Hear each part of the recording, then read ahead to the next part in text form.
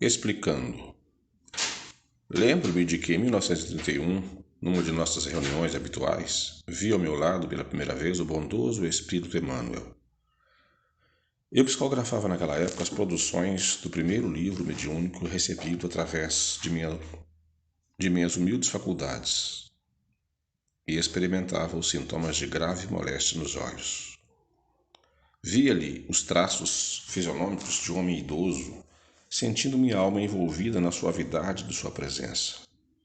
Mas o que mais me impressionava era que a generosa entidade se fazia visível para mim dentro de reflexos luminosos que tinham a forma de uma cruz.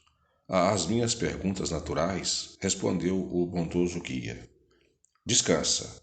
Quando te sentires mais forte, pretendo colaborar igualmente na difusão da filosofia espiritualista. Tenho seguido sempre os teus passos, e só hoje me vês na tua existência de agora. Mas os nossos espíritos se encontram unidos pelos laços mais santos da vida, e o sentimento afetivo que me impele para o teu coração tem suas raízes na noite profunda dos séculos. Essa afirmativa foi para mim imenso consolo, e desde essa época sinto constantemente a presença desse amigo invisível, que, dirigindo as minhas atividades mediúnicas, está sempre ao nosso lado, em todas as horas difíceis, ajudando-nos a raciocinar melhor no caminho da existência terrestre. A sua promessa de colaborar na difusão da consoladora doutrina dos Espíritos tem sido cumprida integralmente. Desde 1933, Emmanuel tem produzido por meu intermédio as mais variadas páginas sobre os mais variados assuntos, solicitado por confrades nossos para se pronunciar sobre esta ou aquela questão.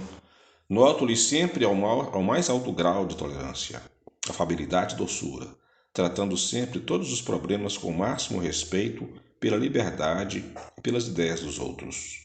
Convidado a identificar-se, várias vezes esquivou-se delicadamente, alegando razões particulares e respeitáveis, afirmando, porém, ter sido na última passagem pelo planeta padre católico desencarnado no Brasil, levando as suas dissertações ao passado longínquo, afirma ter vivido ao tempo de Jesus, quando então se chamou Públio Lentulus. E, de fato, Emmanuel, em todas as circunstâncias, tem dado a quantos o procuram o testemunho de grande experiência e de grande cultura. Para mim, tem sido ele de incansável dedicação, junto do Espírito bondoso, daquela que foi minha mãe na terra. Sua assistência tem sido um apoio para o meu coração nas lutas penosas de cada dia. Muitas vezes, quando me coloco em relação com as lembranças de minhas vidas passadas, e quando sensações angustiosas me prendem o coração, sinto-lhe a palavra amiga e confortadora. Emmanuel, levanta-me então às eras mortas e explica-me o grande e pequenos porquês das atribulações de cada instante. Recebo invariavelmente com a sua assistência um conforto indescritível, e assim é que renovo minhas energias para tarefas espinhosas da mediunidade, em que somos ainda tão incompreendidos. Alguns amigos, considerando o caráter de simplicidade dos trabalhos de Emmanuel, esforçam-se para que este volume despretensioso surgisse no campo da publicidade. Entrar na apreciação do livro em si mesmo é coisa que não está na minha competência. Apenas me cumpria o dever de prestar ao generoso guia dos nossos trabalhos a homenagem do meu reconhecimento com a expressão da verdade pura, pedindo a Deus que o auxilie cada vez mais, multiplicando suas possibilidades no mundo espiritual e derramando-lhe, na alma fraterna e generosa, as luzes benditas de seu infinito amor. Pedro Leopoldo, 16 de setembro de 1937, Francisco Cândido Xavier. Aqui agora a mensagem de Emmanuel. A tarefa dos guias espirituais. Os guias invisíveis do homem não poderão de forma alguma afastar as dificuldades materiais dos seus caminhos evolutivos sobre a face da Terra. O espaço está cheio de incógnitas para todos os espíritos. Se os encarnados sentem a existência de fluidos imponderáveis que ainda não podem compreender, os desencarnados estão marchando igualmente para a descoberta de outros segredos divinos que lhes preocupam a mente. Quando falamos, portanto, da influência do Evangelho nas grandes questões sociológicas da atualidade, apontamos às criaturas o corpo de leis pelas quais devem nortear as suas vidas no planeta. O chefe de determinados serviços recebe regulamentos necessários dos seus superiores, que ele deverá pôr em prática na administração. Nossas atividades são de colaborar com os nossos irmãos no domínio do conhecimento desses códigos de justiça e de amor, cuja base viverá a legislação do futuro. Os espíritos não voltariam à Terra apenas para dizerem aos seus companheiros das beatitudes eternas nos planos divinos da imensidade. Todos os homens conhecem a fatalidade da morte e sabem que é inevitável a sua futura mudança para a vida espiritual. Todas as criaturas estão assim fadadas a conhecer aquilo que já conhecemos. Nossa palavra é para que a Terra vibre conosco nas ideias sublimes da fraternidade e da redenção espiritual. Se falamos dos mundos felizes, é para que o planeta terreno seja igualmente venturoso. Se dizemos do amor que enche a vida inteira da criação infinita, é para que o homem aprenda também a amar a vida e os seus semelhantes. Se discorremos acerca das condições aperfeiçoadas da existência em planos redimidos do universo, é para que a Terra ponha em prática essas mesmas condições. Os códigos aplicados em outras esferas mais adiantadas, baseados na solidariedade universal, deverão, por sua vez, merecer aí a atenção e os estudos precisos. O orbe terreno não está alheio ao concerto universal de todos os sóis e de todas as esferas que povoam o ilimitado. Parte integrante da infinita comunidade dos mundos, a Terra conhecerá as alegrias perfeitas da harmonia da vida. E a vida é sempre amor, luz, criação, movimento e poder. Os desvios e os excessos dos homens é que fizeram do vosso planeta a mansão triste das sombras e dos contrastes.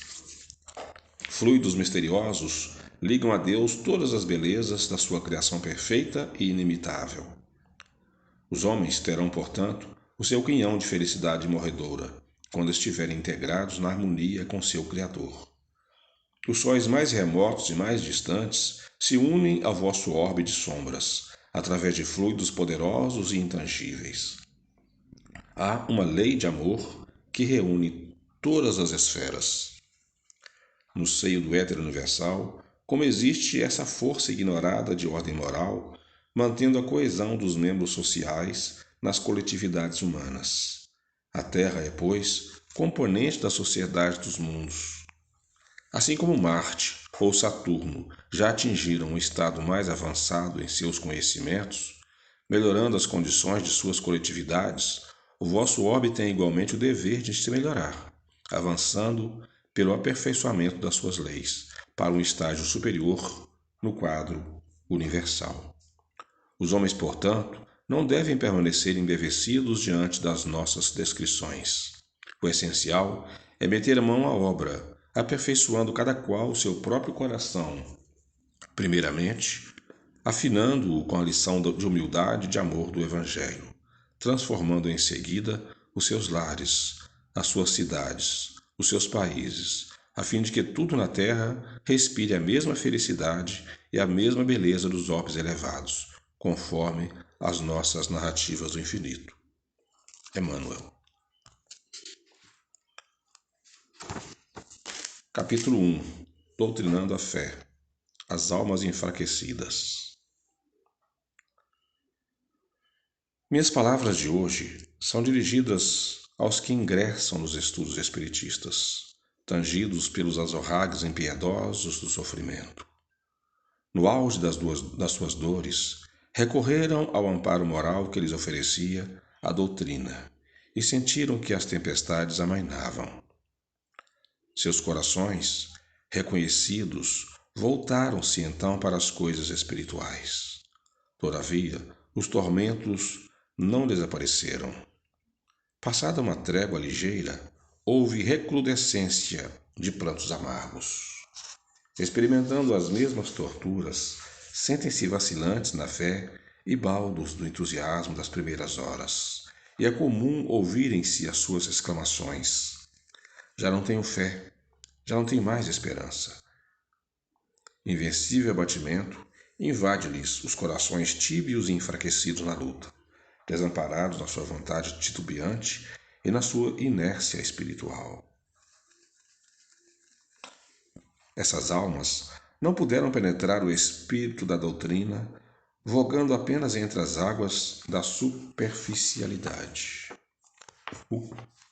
Título: o que é o moderno espiritualismo? O moderno espiritualismo não vem revogar as leis diretoras da evolução coletiva. As suas concepções avançadas representam um surto evolutivo da humanidade, uma época de mais compreensão dos problemas da vida, sem oferecer talismã ou artes mágicas com a pretensão de derrogar os estatutos da natureza.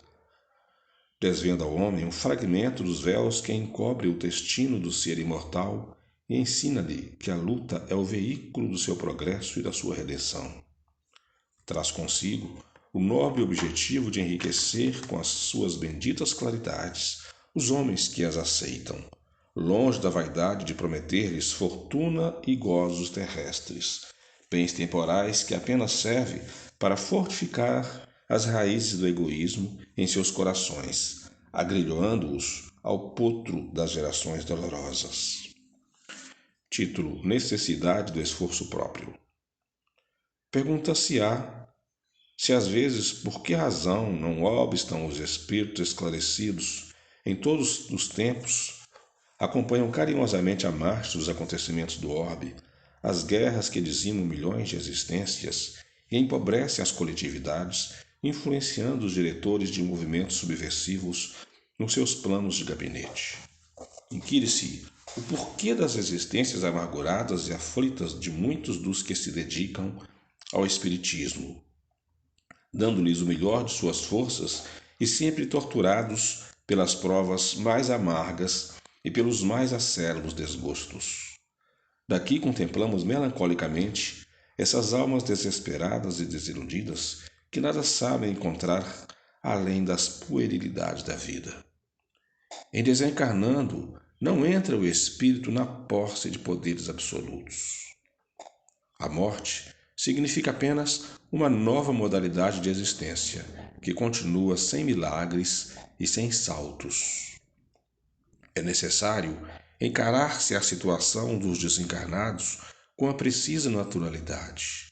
Não há forças miraculosas para os seres humanos, como não existem igualmente para nós. O livre-arbítrio relativo nunca é abrogado em todos nós. Em conjunto, somos obrigados em qualquer plano da vida a trabalhar pelo nosso próprio adiantamento. Título: a prece.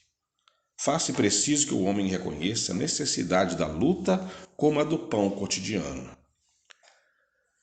A crença deve ser a bússola, o farol nas obscuridades que o rodeiam na existência passageira.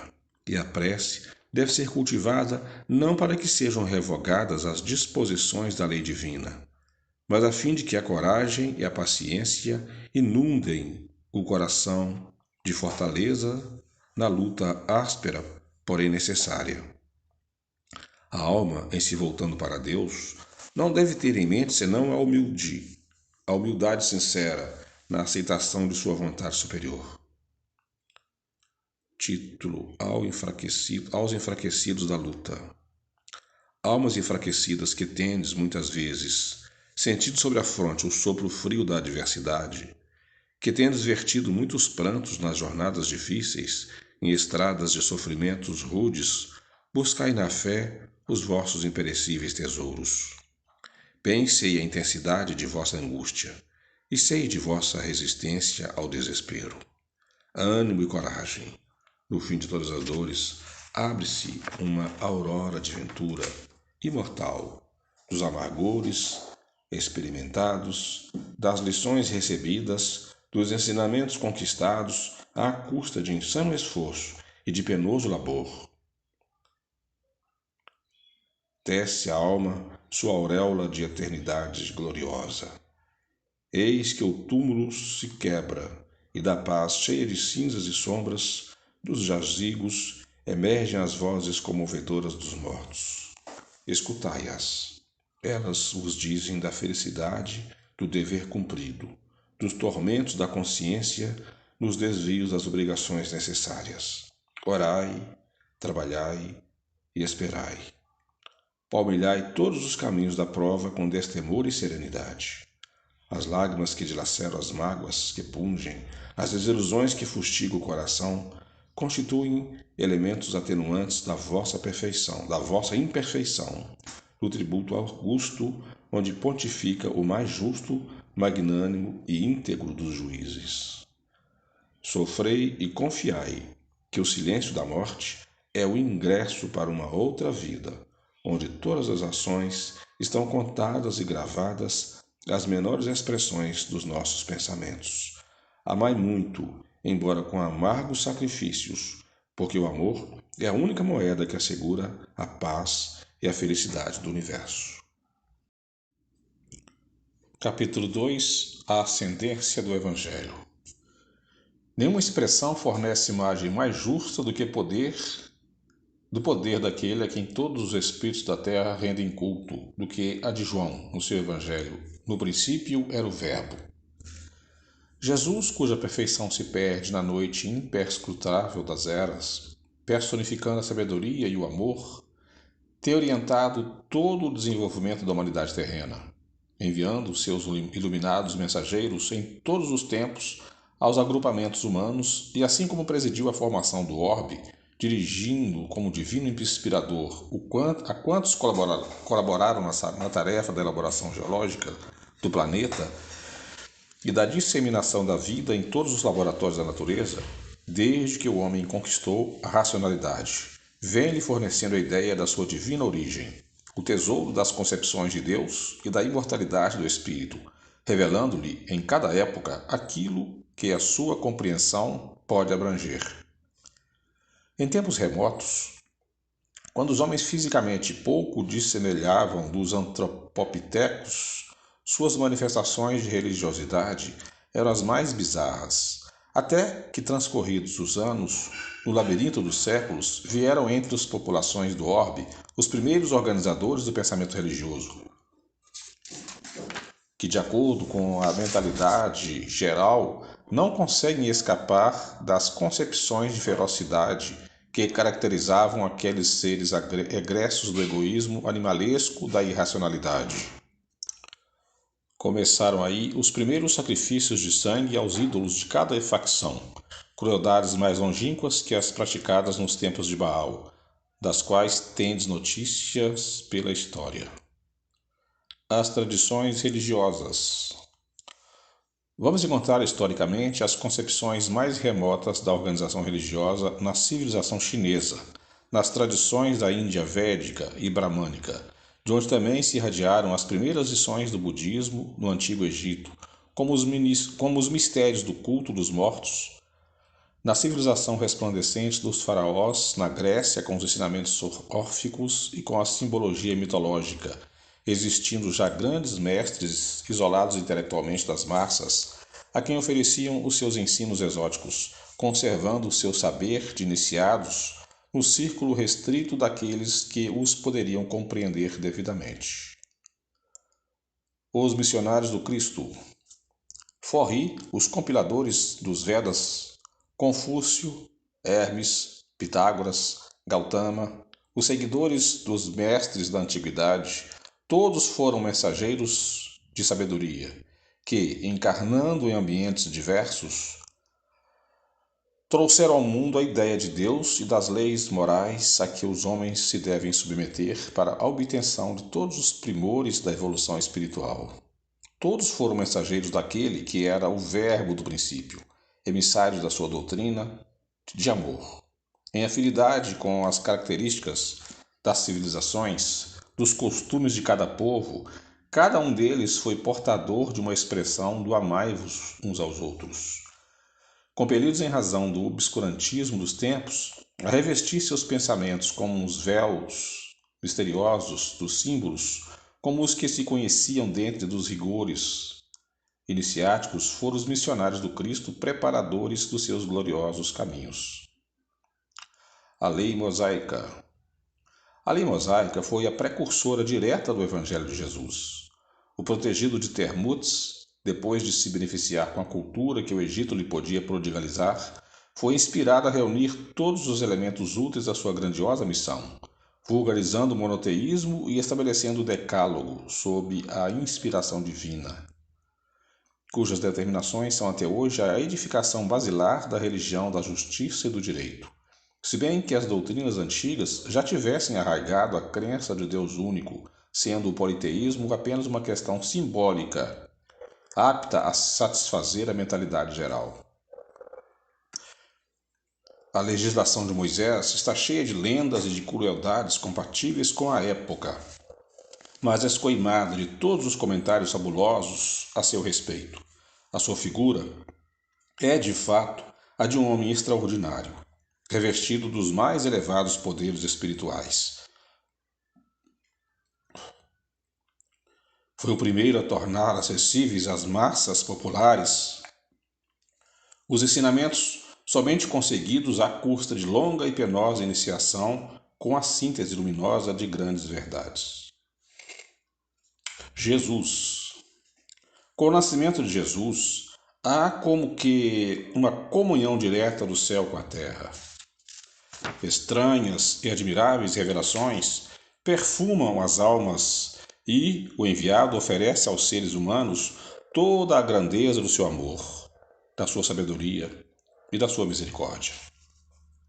Aos corações abre-se nova torrente de esperanças e a humanidade na manjedoura, no Tabor e no Calvário sente as manifestações da vida celeste, sublime em sua gloriosa espiritualidade. Com o tesouro dos seus exemplos e das suas palavras, deixa o Mestre entre os homens a sua boa nova. O Evangelho do Cristo é o transunto de todas as filosofias que procuram aprimorar o espírito, norteando-lhe a vida e as aspirações. Jesus foi a manifestação do amor de Deus, a personificação de sua bondade infinita. O Evangelho e o futuro. Raças e povos ainda existem que o desconhecem. Porém, não ignoram a lei de amor da sua doutrina, porque todos os homens receberam nas mais remotas plagas do orbe as irradiações do seu Espírito misericordioso, através das palavras inspiradas dos seus mensageiros. O Evangelho do Divino Mestre ainda encontrará por algum tempo a resistência das trevas, a má-fé, a ignorância, a simonia, o império das forças conspirarão contra ele, mas tempo virá em que a sua ascendência será reconhecida. Nos dias de flagelo e de provações coletivas, é para a sua luz eterna que a humanidade se voltará, tomada de esperança. Então, novamente se ouvirão as palavras benditas do Sermão da Montanha, e através das planícies, dos montes e dos vales, o homem conhecerá o caminho, a verdade e a vida. Capítulo 3. Roma e a humanidade. Meus caros amigos, alguns de vós que aqui vos achais, possuís dedicação e amor à causa da luz e da verdade. É lícito, portanto, procuremos corresponder aos vossos esforços e aspirações de conhecimento, ofertando-vos todas as coisas do Espírito, dentro das nossas possibilidades, para que vos sirvais de auxílio na escalada difícil da verdade. Numerosas são as falanges de seres que se entregam à difusão das teorias espiritualistas e que operam na atualidade o milagre do ressurgimento da filosofia cristã, em sua pureza de antanho. É que chegados são os dias das explicações racionais, de todos os séculos que tendes atravessado com os olhos vendados para os domínios da espiritualidade, devido aos preconceitos das posições sociais e sentimentos de utilitarismo de vários sistemas religiosos e filosóficos, desvirtuados em suas finalidades, em seus princípios. Nossos desejos seriam os de que a nossa voz fosse ouvida, veiculando-se a palavra da imortalidade sobre toda a terra. Todavia, não serão feitos em vão os nossos apelos. Por constituir tema de interesse geral para quantos mourejam nas fainas benditas do conhecimento da verdade, subordinei estas palavras à epígrafe, Roma e a humanidade, a fim de levar-vos a minha pequena parcela de instrução sobre o catolicismo, que, deturpando nos seus objetivos as lições do Evangelho, se tornou uma organização política em que preponderam as características essencialmente mundanas. Roma em seus primórdios. Fundada em tempos remotíssimos por agrupamentos de homens que experimentavam a necessidade de recíproca defesa e proteção mútua, edificou-se Roma sobre as lendas de Rômulo, do rapto das Sabinas e outras.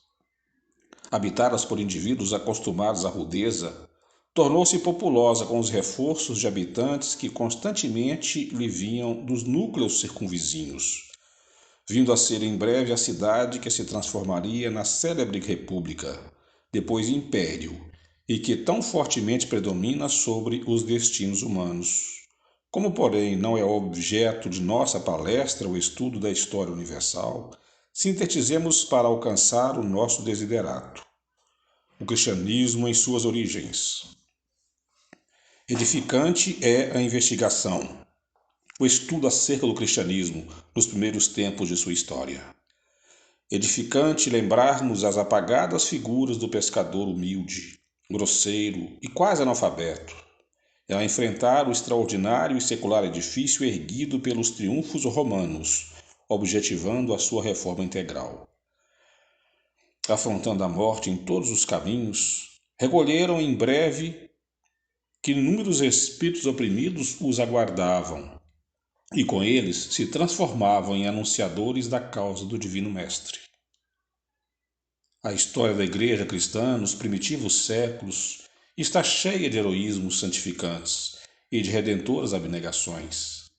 Nas 10 principais perseguições aos cristãos de Nero a Diocleciano, vemos, pelo testemunho da história, gestos de beleza moral, dignos de monumentos imperecíveis. Foi assim que, contando com a animadversão das autoridades da filosofia em voga na época, os seguidores do Cristo sentiram forte amparo na voz esclarecida de Tertuliano, Clemente de Alexandria, Orígenes e outras sumidades do tempo. A conversão de Saulo de Tarso, cidadão romano, também influiu poderosamente na difusão do novo ideal, e todo o sangue dos mártires da fé transformou-se em sementeira bendita de crença e de esperança consoladora. Os bispos de Roma. Nos primeiros movimentos de propaganda da nova fé, não possuíam nenhuma supremacia os bispos romanos entre os seus companheiros de episcopado, e a igreja era pura e simples como nos tempos que se seguiam ao regresso do seu divino fundador às regiões da luz. As primeiras reformas surgiram no 4º século da vossa era, quando Basílio de Cesareia e Gregório Nazianzeno instituíram o culto aos santos. Os bispos romanos sempre desejaram exercer injustificável primazia entre os seus co-irmãos. Todavia, semelhantes pretensões foram sempre profligadas, isto é, derrotadas, destruídas, destacando-se entre os vultos que as combateram a venerável figura de Agostinho, que se tornara adepto fervoroso do crucificado à força de ouvir as prédicas de Ambrósio, bispo de Milão, a cujos pés se prosternou Teodósio o Grande, penitenciando-se das crueldades perpetradas ao reprimir a revolta dos tessalonicenses. Desde o primeiro concílio ecumênico de Nicéia, convocado para a condenação do cisma de Ário, continuaram as reuniões desses parlamentos eclesiásticos, onde eram debatidos todos os problemas que interessavam ao movimento cristão. Datam dessas famosas reuniões as inovações desfiguradoras da beleza simples do Evangelho. Ainda aí, contudo, nesses primeiros séculos que sucederam à implantação da doutrina de Jesus, destinada a exercer tão acentuada influência na legislação de todos os povos, não se conhecia em absoluto a hegemonia da Igreja de Roma entre as outras congêneres. Somente no princípio do século VII, a presunção dos prelados romanos encontrou guarida no famigerado imperador Focas, que outorgou a Bonifácio a primazia injustificável de bispo universal. Consumada essa medida, que facilitava ao orgulho e ao egoísmo toda a sua nociva expansibilidade, tem-se levado a efeito, até hoje, os maiores atentados que culminaram em 1870, na declaração da infalibilidade papal. Inovações e dogmas romanos. A doutrina de Jesus, concentrando-se à força na cidade dos Césares, aí permaneceu como encarcerada pelo poder humano. E passando por consecutivas reformas, perdeu a simplicidade encantadora das suas origens, transformando-se no edifício de pomposas exterioridades. Após a instituição do culto dos santos, surgiram imediatamente os primeiros ensaios de altares e paramentos para cerimônias eclesiásticas, medidas aventadas pelos pagãos convertidos, os quais constantemente foram adaptando a Igreja a todos os sistemas religiosos do passado. O dogma da Trindade é uma adaptação de Trimurti da Antiguidade Oriental, que reunia nas doutrinas do brahmanismo os três deuses Brahma, Vishnu e Shiva. É verdade que as coisas inacessíveis ainda à vossa compreensão e que constituem os mistérios celestes só vos podem ser transmitidas em suas expressões simbólicas. Mas o catolicismo não pode aproveitar-se desse argumento para impor-se como única doutrina infalível e soberana. Ele era uma escola religiosa como qualquer outra, que busque nortear os homens para o bem e para Deus, mas que perdeu esse objetivo, pecando constantemente por orgulho dos seus dirigentes, os quais raras vezes sabem exemplificar a piedade cristã. A história do papado é a do desvirtuamento dos princípios do cristianismo, porque pouco a pouco o evangelho quase desapareceu sob as suas despóticas inovações. Criaram os pontífices o latim dos rituais, o culto das imagens, a canonização, a confissão auricular, a adoração da hóstia, o celibato sacerdotal. E atualmente, 90% das instituições são de origem humaníssima, fora de quaisquer características divinas. As pretensões romanas. Perdido o cetro da sua hegemonia na antiguidade, o espírito de supremacia perdurou, entretanto, na grande cidade, outrora teatro de todos os aviltamentos e corrupções da humanidade. Foi desta ânsia de operar um retrospecto da história que nasceu provavelmente o desejo de o bispo romano arvorar-se em chefe do cristianismo, o que Roma perdera com o progresso e com a expansão dos povos reaveria nos domínios das coisas espirituais. E assim aconteceu. O Vaticano, porém, não soube senão produzir obras de caráter exclusivamente material, tornando-se potência de poder e autoridade temporais. Afogou-se na vaidade, obtendo o que procurava, porquanto tem o seu império na terra, que ainda não é o reino de Jesus.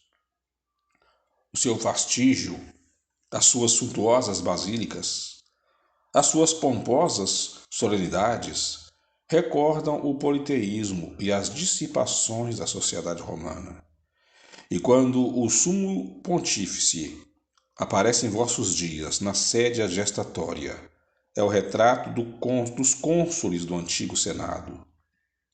quando saíam a público, precedidos de litores, o símile é perfeito. Meu objetivo foi mostrar-vos a inexistência do selo divino nas instituições católicas. Toda a força da Igreja na atualidade vem da sua organização política que busca contemporizar com a ignorância. O milagre que se operou em alguns espíritos de eleição, como divino inspirado da Úmbria, gerou-se da beleza do Evangelho e dos tempos apostólicos, unicamente porque entre Jesus e o Papa, entre os apóstolos e os clérigos, há uma distância imensurável. O Vaticano conservará seu poderio, enquanto puder adaptar-se a todos os costumes políticos das nacionalidades. Mas quando o Evangelho for integralmente restabelecido, quando a onda de uma reforma visceral purificar o ambiente das democracias com a luminosa mensagem da fraternidade humana, desaparecerá, não podendo ser absolvido na balança da história, porque, ao lado dos poucos bens que espalhou, está o peso esmagador das suas muitas iniquidades. Capítulo 4. A base religiosa. No futuro, viverá a humanidade fora desse ambiente de animosidade entre a ciência e a religião. E julgo mesmo que nenhuma civilização pode a primeira substituir a segunda. Uma e outra se completam no processo de evolução de todas as almas para o Criador e para a perfeição de sua obra. As suas aparentes antinomias, ou seja, contradição, que derivam da atualidade, da compreensão deficiente do homem em face dos problemas transcendentes da vida, serão eliminadas dentro do estudo, da análise e do raciocínio. O tóxico do intelectualismo. Nos tempos modernos, mentalidades existem que pugnam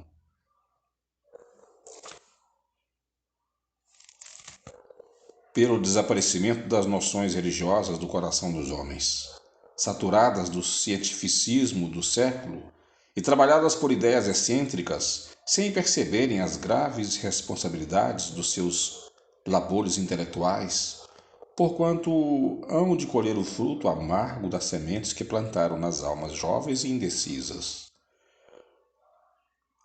Perde-se uma educação sem Deus, o aniquilamento da fé, o afastamento das esperanças numa outra vida, a morte da crença nos poderes de uma providência estranha aos homens.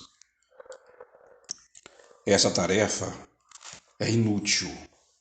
Os que se abalançam a sugerir semelhantes empresas podem ser dignos de respeito e admiração quando se destacam por seus méritos científicos, mas assemelham-se a alguém que tivesse a fortuna de obter um oásis entre imensos desertos. Confortados e satisfeitos na sua felicidade ocasional, não veem as caravanas inumeráveis de infelizes, cheias de sede e fome, transitando sobre as areias ardentes. Experiência que fracassaria. O sentimento religioso é a base de todas as civilizações. Preconiza-se uma educação pela inteligência, concedendo-se liberdade aos impulsos naturais do homem. A experiência fracassaria. É ocioso acrescentar que me refiro aqui à moral religiosa, que deverá inspirar a formação do caráter e do instituto da família, e não ao sectarismo do círculo estreito das igrejas terrestres, que costumam envenenar aí no mundo o ambiente das escolas públicas, onde deverá prevalecer sempre o mais largo critério de liberdade de pensamento. Falo do lar e do mundo íntimo dos corações. No dia em que a evolução dispensar o concurso religioso para a solução dos grandes problemas educativos da alma do homem, a humanidade inteira estará integrada na religião, que é a própria verdade, encontrando-se unida a Deus pela fé e pela ciência, então irmanadas. A falibilidade humana. Em cada século, o progresso científico renova sua concepção acerca dos mais importantes problemas da vida.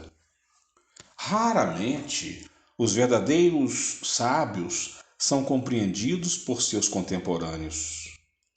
Se as contradições dos estudiosos são o sinal de que a ciência evolve ou evolui, sempre elas atestam igualmente a fraqueza, a inconsistência dos seus conhecimentos e a falibilidade humana. O sublime legado. Disse que o pensamento religioso é uma ilusão. Tal afirmativa carece de fundamento. Nenhuma teoria científica, nenhum sistema político, nenhum programa de reeducação pode roubar do mundo a ideia de Deus e da imortalidade do ser, inatas no coração dos homens. As ideologias novas também não conseguirão eliminá-las. A religião viverá entre as criaturas, instruindo e consolando como um sublime legado. Religião e religiões. O que se faz preciso em vossa época é estabelecer a diferença entre religião e religiões. A religião é o sentimento divino que prende o homem ao Criador. As religiões são organizações dos homens, falíveis e imperfeitas, como eles próprios, dignas de todo acatamento pelo sopro de inspiração superior que as faz surgir. São como gotas de orvalho celeste, misturadas com os elementos da terra em que caíram. Muitas delas, porém, estão desviadas do bom caminho, pelo interesse criminoso e pela ambição lamentável dos seus expositores. Mas a verdade um dia brilhará para todos, sem necessitar de cooperação de nenhum homem. Sabedoria integral e ordem inviolável.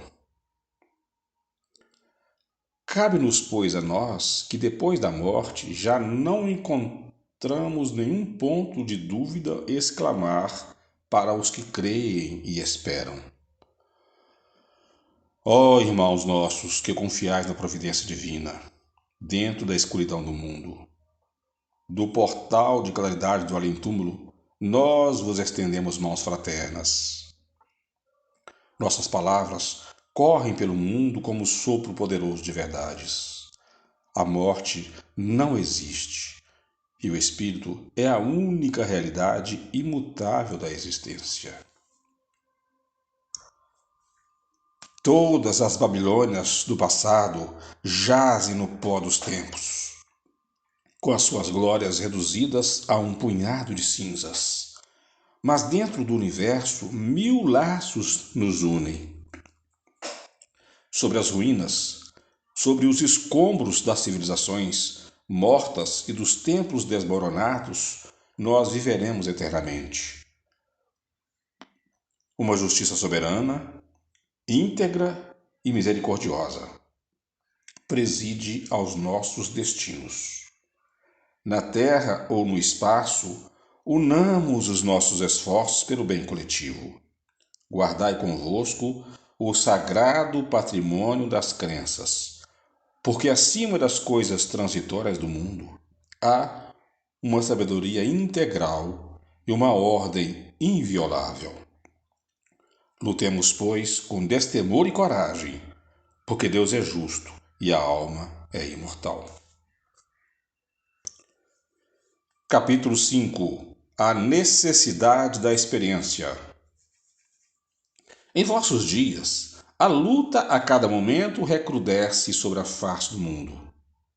Inúmeras causas a determinam e Deus permite que ela seja intensificada em benefício de todos os seus filhos. Todas as classes são obrigadas a grandes trabalhos, mormente aos trabalhos intelectuais, porquanto procuram com afinco a solução da crise generalizada em todos os países. Ponderando a grande soma dos males atuais, buscam elas remédios para as suas preocupações, espantadas com a situação econômica dos povos, cuja precariedade recai sobre a vida das individualidades, multiplicando as suas angústias na luta pelo pão cotidiano. O quadro material que existe na Terra não foi formado pela vontade do Altíssimo. Ele é o reflexo da mente humana, desvairada pela ambição e pelo egoísmo. O céu admite apenas que o mundo sofra as consequências de tão perniciosos elementos, porque a experiência é necessária como chave bendita que descerra as portas da compreensão. Cada um, pois, medite no quinhão de responsabilidades que lhe toca, e não evite o trabalho que eleva para as alturas. O momento das grandes lutas. Há quem despreze a luta, mergulhando em nociva impassibilidade ante os combates que se travam no seio de todas as coletividades humanas. A indiferença anula na alma as suas possibilidades de progresso e oblitera os seus germes da perfeição, constituindo um dos piores estados psíquicos, porque roubando à individualidade o entusiasmo do ideal pela vida, a obriga ao estacionamento e à esterilidade, prejudiciais a todos os aspectos à sua carreira evolutiva.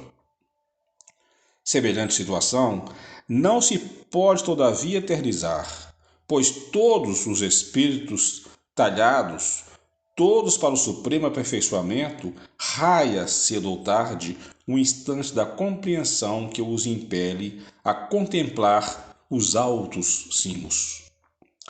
A alma estacionária, até então refratária às pugnas do progresso, sente em si a necessidade de experiências que lhe facultarão o meio de alcançar as culminâncias vislumbradas. Atira-se aí à luta com devoção e coragem.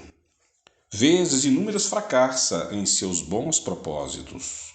Porém, é nesse turbilhão de incessantes combates que ela evoluciona para a perfeição infinita, desenvolvendo as suas possibilidades, aprimorando os seus poderes, enobrecendo-se, enfim.